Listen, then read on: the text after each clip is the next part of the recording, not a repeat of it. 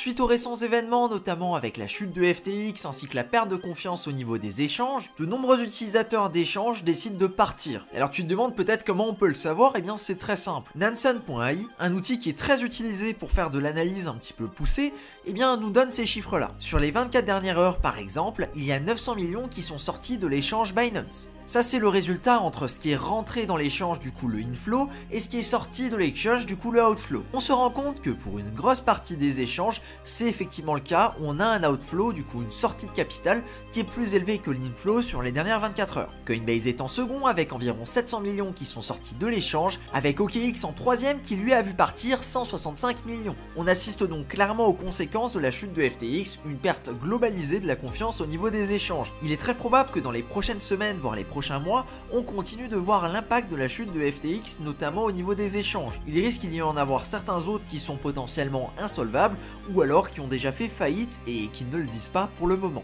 En autre conséquence plus positive, je pense notamment à l'utilisation de la DeFi. On commence à se rendre compte que finalement gérer son argent via un échange, c'est pas tellement différent d'avoir de l'argent à la banque. On risque donc d'avoir de plus en plus de personnes qui vont utiliser de la finance décentralisée, que ce soit au niveau des échanges classiques comme Uniswap, ou alors au niveau du trading avec par exemple des futurs sur GMX. C'est d'ailleurs le sujet d'une prochaine vidéo qui arrive mercredi soir, avec un tutoriel complet sur comment utiliser GMX, qui est l'un des plus gros échanges qui permet de faire du futur directement sur la blockchain. Si ça t'intéresse, n'hésite pas à t'abonner à la chaîne, histoire de ne pas louper la vidéo quand elle sortira. Merci à toi de ton attention, c'était Cryptomage. A plus pour une prochaine vidéo, ciao.